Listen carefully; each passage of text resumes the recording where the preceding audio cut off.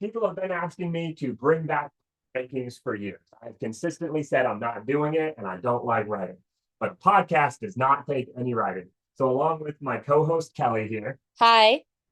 we are all set to sit down and talk some trash about the different teams we have for this indoor league. Or talk some people up. If you do not remember power rankings or you've never seen these before, these are my completely subjective, mostly made up takes on which teams I think are going to do the best going forward. Sometimes based on past results and sometimes based on whatever I think. We'll talk about some highlights. We'll talk about some flubs. Um, and hopefully we'll have a pretty good time. And this episode is brought to you by GroupMe. It's better than Discord. All right. You want to just get right into it? Yeah. So, what does this league look like, and how is it different from last indoor? Right. Yeah. So the big change here is that we are moving into 66. We had to lose a field, fit more people in. So it's going to be a lot more crowded. I suspect what that will mean is that players who play good poach defense and players who are really good at working in small boxes and maintaining the disc will do a little bit better than normal. And players who really kind of rely on long balls and kind of straight line speeds will potentially be weakened a little bit. Okay, now classic rebuttal to that. What if they maintain spacing really well and they only send one deep at a time? Sure. Yeah. I mean, teams are going to be able to figure that out. But I think if you have a player whose main role, I think of like an Anthony is not in this league, but someone like Anthony who is really good at just beating someone in a foot race, that is going to be a little bit harder to do. Okay, cool. So how many teams do we have? Yep. We got 6 teams: red, blue, white, yellow, green, and black.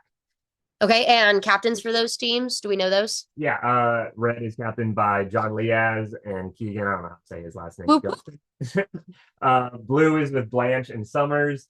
White has Jimmy and Kayla McCoy. A personal favorite. You maybe heard it in my voice.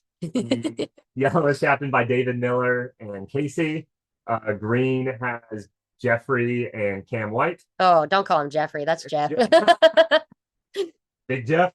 And black has Steven and EJ. All right. And what are the matchups you're most looking forward to watching tonight or participating in? Oh, I have not even remotely looked at this. All right, we'll come back to those. Do you have an initial ranking list? I do. Let's get into it. Okay. So number one team that I see going into the year, everyone has probably seen this in our thumbnail already. I have White. I think that this team, just from top to bottom, is very strong. At their like handle core, obviously Eric, I still have as one of the best handles, maybe the best handle in OKC.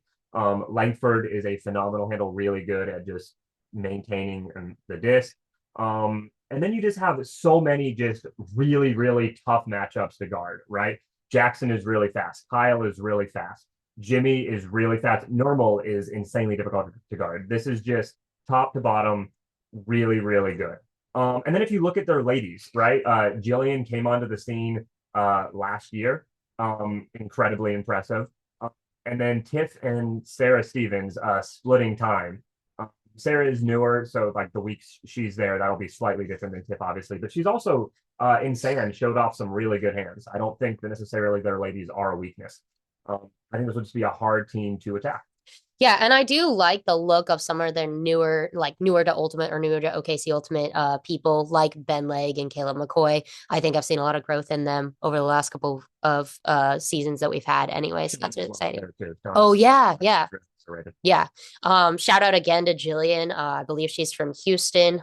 Just phenomenal hands, good throws, good decisions. And I feel like she really showcases what you were talking about by utilizing the small ball space in indoor. Yeah. What's your next team? Well, before I move on from this one, I do want to say the other reason that I really like this, I think a potential weakness that they could have had would be that this is McCoy's first time captaining. I want to be captain for the first time. That's kind of tricky. But that's balanced out with Jimmy being maybe OKC's most experienced captain. He is captained every single most requested captain. He's requested every league that we have. So I think that they will do a really good job keeping everybody in position to do well and just keeping the vibes high. Yeah, and this might be a good team to learn on too. Okay, so who's your number two? We are number two. Number two, I have Black. Okay. I think this is another team that just is really deep. Yeah, I think that I do have some questions about this one. Specifically, I'm really curious to see how Donnie does. He hasn't played Frisbee in like a couple of years.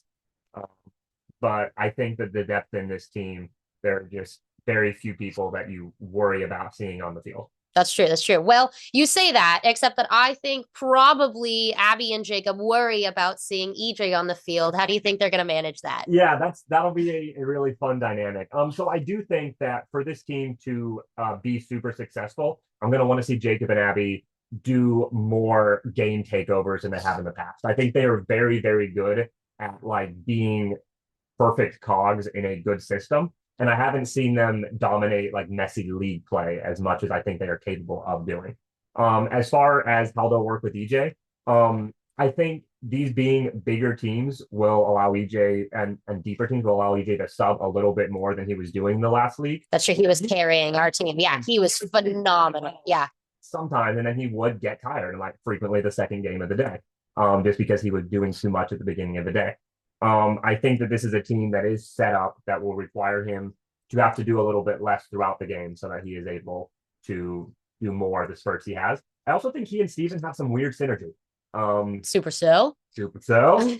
uh Coco has also just become, I think, a top 10 player in OKC, if not higher than that. I think in sand, he was the best player in this last. I do think he was made for sand. Yeah. Light, muscular, longer wingspan. Yeah. What a dog. So Steven, yeah, he injured his throwing arm, his right arm, last indoor, and he was on our team throwing lefty for the last like 3 games of the season, including like the final. Honestly, his lefty throws are already better than mine. So I'm really excited to see how he uses his arsenal of throws that he's now got. Um, and then I don't know who Kelly Chong is, but I'm very excited about another Kelly, especially when it's spelled right. So shout out Kelly. That does bring up, I think, the one potential issue this team could have is a lot of people that I don't know, and there are a lot of people that have kind of a wider range, right? So I mentioned Donnie Kelly, we don't know. Trevor has been dealing with an injury. Max has been on and off dealing with an injury for a while. He's kind of the classic sign up for a league, play one game, donate money to OKC Ultimate for being there. I think Bryce Wynn. I don't think that I've played with him before. Okay. So yeah, this team will require kind of their wider range of players hitting the top end there. I'm ready for the new players to impress us. Also, shout out baby ZJ Ryan. Yeah. Love to see him every time. And then Nathan, I have been really impressed. I think this summer Nathan started using his impressive height and didn't stop. And I really want to see that in indoor. Yeah. Yeah.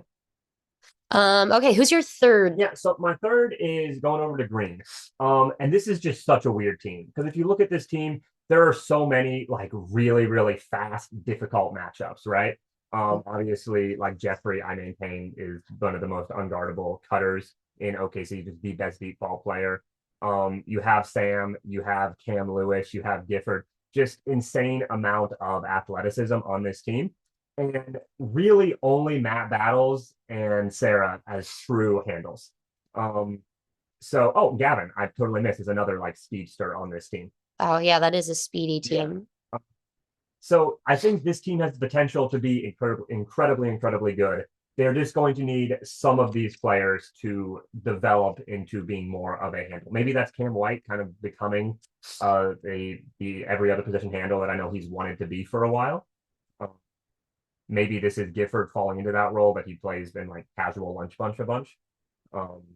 But if they are able to have somebody who can consistently throw the disc everywhere on the field without turning it, that'll be big time.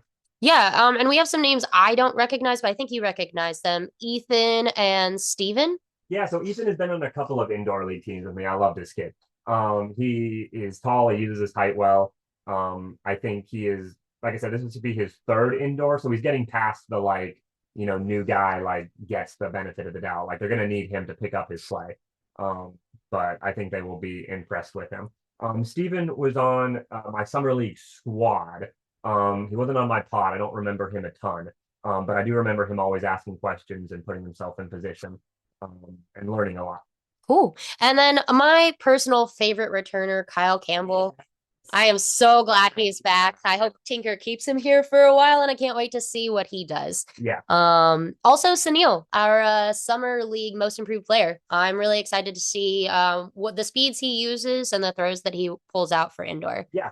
But again, the two names you pointed out, people who generally do more cutting. true.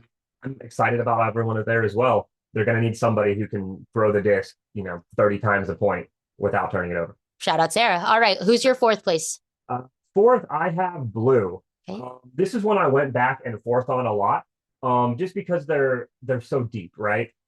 This is, I think, uh, one that their high end levels off earlier than some others, but it just stays at that level of like right below like top tier elite takeover guys, for a long, long time.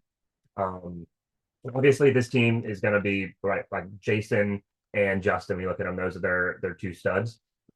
Really curious to see how the personalities work there. I think those are two really, really competitive people. Uh, but yeah, I'm really curious to see how Summers and Blanche manage the personalities here.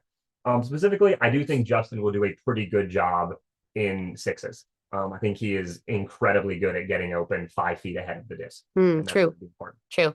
And I think that because of his OSU experience, he is used to throwing to some speedsters who maybe don't have as much disc handling. So if they can figure out how to get that end zone space open, maybe that's their cheat code. Yeah. I think that this team, there's really going to come down to there's a group of like four people in the middle, that I think, oh, five, sorry, that I think are all slightly better than people realize and ready to take the next step, and they just have to do it. Let's go. Consisting of Jaden, Juicy, Gabe, Junior, and Addison. These are all people who are slightly newer to OKC, who for different levels have some respect, but I think people aren't necessarily looking at them as guys who can go and win the game. If those guys all take the next step, this is going to be an impossible team to defend. Yeah, that's absolutely fair. And special shout out to Duda. Man, I don't know how many of you remember Camille. Probably everyone. But Duda is like the faster, sneaky sleeper Camille. She just fills every role that you need her to fill. She is fast. She is shockingly difficult to guard, but I still haven't pinpointed why. And I just love matching up with her. But yeah, I think she's going to be a good anchor on this team, and her handling would not be a bad thing. Yeah, no. Yeah, great insight there. Kind of understanding of spacing, I think will probably play a lot if it is really crowded. Before we move on from blue, I would be remiss to fail to mention Junior's fantasy football punishment, playing one of the two games each week with an eye patch. I am fascinated to see how much that affects him. Is it always the first game, or does he get to pick his game? I don't remember. Junior, let us know what it is.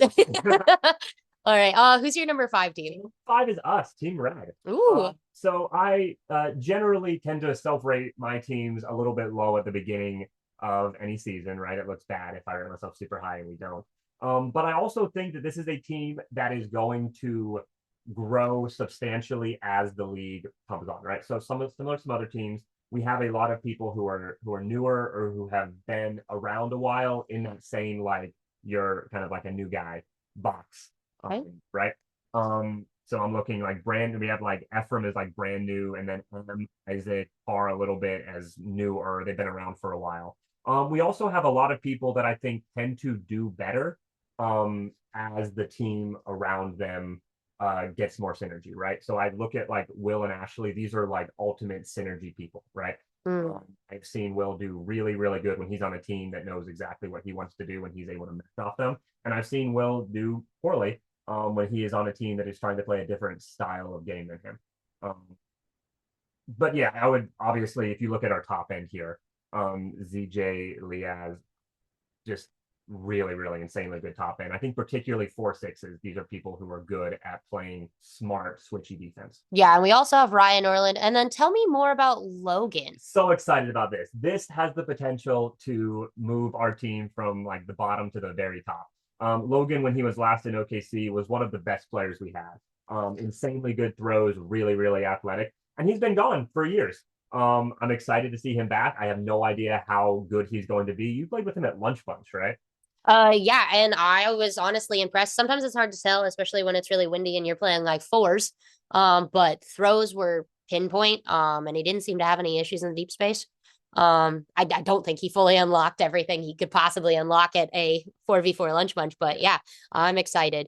On that note, I'm also really excited about Kason. I haven't gotten to play with Kason a ton in the last like year and a half, but I know for a long while he was recovering, I think from a hamstring injury, but I might be wrong about something in his leg. And every time I have seen him play like pickups and stuff since then, I am flabbergasted how freaking fast he is. Yeah. I just don't remember like the injury just took so long. I just forgot that that was part of his play style, and I really hope that he uses that in indoor. Yeah, Kason has also put a lot of effort into in leagues and pickups, developing his throwing game. So that's led to a lot of people forgetting how, like you mentioned, forgetting how fast and athletic of a deep threat he is. I think we have a really good team that will allow him to kind of flex those roles. That will allow him to work the unders, make the continuations, work some handling. And also go deep, right? If we look at like our handle core, like ZJ and Leaz, classic, both go both ways, guys. Yeah. So if you saw like an ideal setup or an ideal role that Kason fills in that space, like what would that look like? I mean, look, I'm sorry, Kason, you're a deep threat, right? Everybody wants our throws to be better. I think OKC does have the problem of just assuming good players are handles and less good players are cutters, in a way that I don't think is accurate. But I think that that leads to people thinking to make the next step, you got to learn, get your throws going. Your throws are getting better. You're a deep threat, man. You're just an insane deep threat. I ideally Kason is just protecting the deep space against guys like Big Jeff. Jason loves going deep, guys like that. David Miller, who we'll talk about, and then roofing people on the other end. Yeah, all right. Sounds exciting. All right. And so who do you have as the lowly sixth? Yeah, so my last place team I have is yellow. Obviously every team in this league was insanely packed, right? Like it's nuts to me that I'm looking at a team that has Garrett, Jerry, David Miller, and saying like this is the worst team. But somebody's got to be last. I think that this team has a lot of people on it who we rate as like the top end guys there that we rate among the other top end guys. I have seen dominate a league, specifically like Garrett and Jerry. Okay. Great players. Uh-huh. I have not yet seen an indoor league where I think, oh yeah, they are just their team is undefeatable. Okay, yeah, that's fair. I look at this team hilariously. This is the old guy team. Right? So obviously, like we have KT, but then like the next level of like old guy, right? Trey is here. David Miller is there. Gage Anderson, I don't know him exactly. I don't think I played with him, but I know he's a little bit older because it's our birthdays and we did teams. Honorable mention to Curtis and Jana. Yeah, true. Yeah. Old people just don't seem old because they run a I'm lot. not sure how old Joe is, but I'm sure he's older than me. Now, again, with sixes, you'll have to cover less distance playing defense and plenty of I mentioned Cray, but Cray's defense is unbelievable. Yeah, holy cow. I think the bigger weakness I see here is just I would need to see Jerry or like a David Miller take over a league game in a way that I haven't seen them do as much before. Yeah, and I think I've seen David Miller do that sometimes at pickups, where there's more space to work. So I'm interested in seeing how that looks and making sure that he doesn't injure himself. Um, who do you think is going to get more layouts, Jerry or Matt Cray? No, honestly, it depends on how the team is going. Jerry lays out for the fun of it. Cray is one of the most competitive people I've ever met. If the game is close, he is diving for the game-saving game. That's fair. That's fair. And then names I don't remember, but maybe I do recognize Joel and Andrew.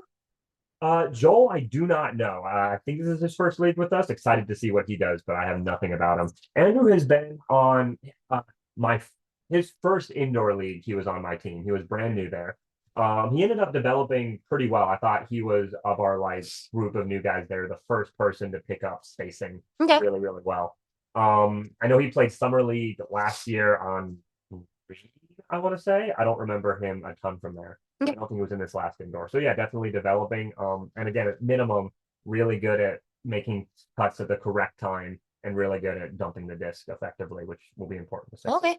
Speaking of making cuts at the correct time, maybe it's just because like Summer Sea's always moving. Joe is on this team. Joe is a stable, and I think that Joe kind of is like the mascot of this team. Just somebody who goes, doesn't drop the disc, and is always consistent. Yeah. I am honestly every time I see Joe not on my team, I'm a little sad about it. Same. Joe is one of my favorite people to play with. He's awesome. Yeah.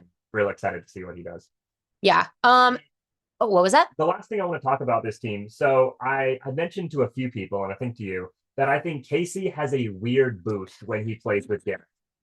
They have really similar ideas, and like they both want the disc to move in the exact same way, so they both cut for each other effectively. I think they have a lot of trust there. Casey is at his best when he is playing with Garrett. And to counter that, I think that Casey is among his worst playing with Jerry. I think Casey, like I mentioned, the people on our team do a lot better when they have a team that does what they expect to do and like really trust them and kind Mhm, of builds the vibes. mhm. And Jerry, hilariously, is one of the best trash talkers, maybe the best trash talker to his own team. Jerry sucks. Yeah, in OKC. I have seen Casey sort of spiral a little bit when he makes a mistake and feels like he needs to get it back. I think Jerry can make that worse. Obviously they played together at OU. Do you think there's potential for Jerry to make that better? Jerry changes his whole personality. It's like before, maybe I'm overthinking these things. I'll be really curious to see how that dynamic plays out. All right, all right. And another person who has highs and lows. Personally, if I captured any of this person's highs, I would be pretty pleased with myself. Curtis, what do you expect to see from Curtis? Curtis is so good and is also just good for like two or three throws into the dirt or into the roof per game. When that's not happening, his teams get this insanely good player, right? He's super, super fast. He has all the throws.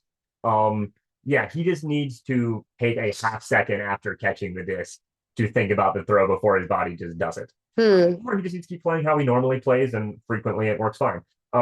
Yeah, crazy high-low player. Um, but when he's on, yeah, this Yeah. team gets a ton better. That would be someone they would need to be on to really hit that next level. All right. Well, now we have our rankings from first through six, white, black, green, blue, red, yellow. Any other notes before we kick off this first indoor league? So this was just sort of an introduction to the teams. In the future, I really want to get into kind of highlighting things that happened. If somebody made a great play on your team, let me know so I can shout them out. If somebody looked like an absolute idiot, let me know about that even more. I want to trash talk people. Yeah, and I think that we are gearing up for another round of live barn, but maybe at the new facility it will actually work. You know, Shout out Eric. And if we do have that footage, you can always refer us to the footage so we can dissect and trash talk each play. as we go. Yeah. Thank you very much. Let's go.